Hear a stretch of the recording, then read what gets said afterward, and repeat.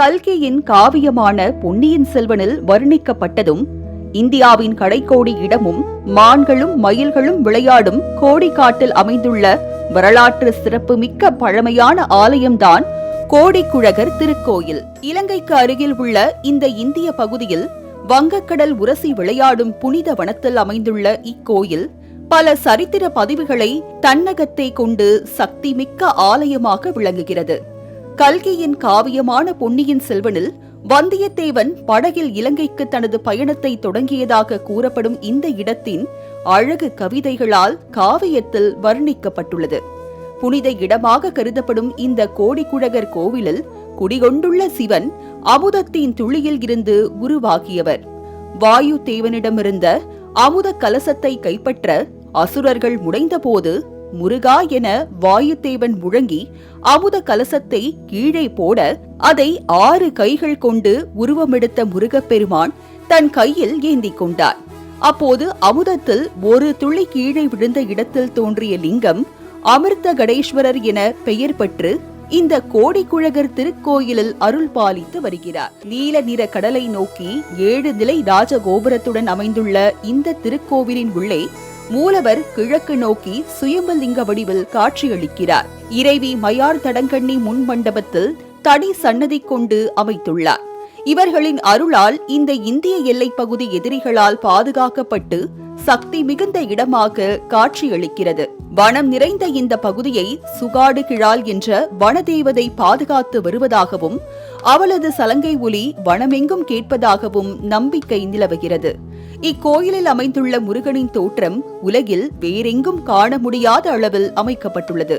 திருவாசி மயிலுடன் ஒரே கல்லால் அமைக்கப்பட்ட சுப்பிரமணியர் ஒரு முகமும் 6 கைகளும் கொண்டு காட்சி தருவதோடு தன் இடது கையில் அமுத கலசத்துடன் காட்சி தருகிறார். இக்கோயிலில் உள்ள சுயம்பு சிவனை தரிசிக்க வந்த ஸ்ரீராம பிரானின் பாதங்கள் இன்றும் அழிவில்லாமல் ராமர் பாதமாய் இங்கு காட்சியளிக்கிறது. இப்பழமையான சக்தி நிறைந்த ஆலயத்தில் நோயற்ற வாழ்வு தரும் அமிர்த கிணறும் ஆலய தீர்த்தமாக ஆழ்கடலும் விளங்கி வணங்கி வழிபடுவோரை நோயின்றி காத்து வருவதாக பக்தர்கள் தெரிவிக்கின்றனர். சீதையை மீட்க இத்தல சிவபெருமானை வணங்கிய ஸ்ரீராமர் இலங்கையின் பின்பக்கமாக இந்த கோடியக்காடு அமைந்துவிட்டதால் முன்பக்கமாக ராவணனை தாக்க தனுஷ்கோடிக்கு சென்று விட்டதாக வரலாறுகள் குறிப்பிடுகின்றன. இந்த கோடிக்குழகரை அனுதினமும் வணங்கினால் நம்மை நெருங்கி வரும் ஆபத்துகள் விலகுவதாகவும் கடல் பயணங்கள் கலக்கம் இல்லாமல் செல்வதாகவும் ஆலயத்தின் பெருமைகளை பட்டியலிடுகின்றனர் இப்பகுதி மக்கள். சிவன் அருள் பெற்ற இத்தல தீர்த்தமான கோடியக்கரை கடலில் ஒரு முறை நீராடினால் சேதுவில் 100 முறை நீராடிய பலன் கிடைக்கும் என்பது நம்பிக்கையாக இருப்பதினால் ஆடி தை மாத அமாவாசைகளில் இக்கடலில் பல்லாயிரக்கணக்கானவர்கள் நீராடி பலன் பெறுகின்றனர். மேலும் 6 கைகளை கொண்ட ஆறுமுகனை வழிபட்டால் மன தைரியமும் எடுத்த காரியம் தடங்கல் இல்லாமல் நிறைவேறுவதாகவும் பக்தர்கள் கூறுகின்றனர். திருப்பார்கடலில் தேவர்களும் அசுரர்களும் அமிர்தம் கிடந்து அமிர்தத்தை தேவலோகத்துக்கு வாயு பகவான் கொண்டு போடும்போது இங்கிருந்து அசுரர்களாக இருந்து பெரிய சூறாவளி காற்றை ஏற்படுத்திடுறாங்க. அப்போ வாயு பகவானே காவந்து பண்ண முடியாமல் முருகா என்று அவர்கள் கொடுத்து விட்டுறார். இது கையில் முருகப்பன் தோன்றிய கையில் வாங்குறவங்க ஒரு துளி கீழே செஞ்சு சிவலிங்கம் ஆகிடும். அது அமிர்த கடேஸ்வரன் சுவாமி பேர். இந்த முருகப்பெருமான் அந்த அமிர்த கலசத்தை வாங்கி பாதுகாத்து திருப்பி தேவர்களுக்கே கொடுத்துருக்காங்க. தேவர்களால் நீலோத்பலம் புஷ்பம் முருகனுக்கு பரிசாக கொடுத்துருக்காங்க. ஒரு முகமும் 6 கையும் உள்ள முருகனுக்கு அது பல தோஷங்களை நிவர்த்தி பண்ணக்கூடியதும் முடக்கு தோஷங்கள், பிதுர் சாபம், திருமண தடைகள் இதில் போல சுவாமி ஸ்தலம். குழந்தைகள் பேசாத குழந்தைகள், பேசுகிற குழந்தைகள், ஆண் குழந்தை பிறகு இது முருகன் விசேஷமாக உள்ள ஸ்தலம். இந்த கோயிலில் முருகன் தான் விசேஷம். 10 வைகாசி மாதம் 10 நாள் திருவிழா, அடுத்து சஷ்டி உற்சவம் 10 நாள் திருவிழா. ஒவ்வொரு மாத கிருத்தி எல்லாமே விசேஷமாக இருக்கும்.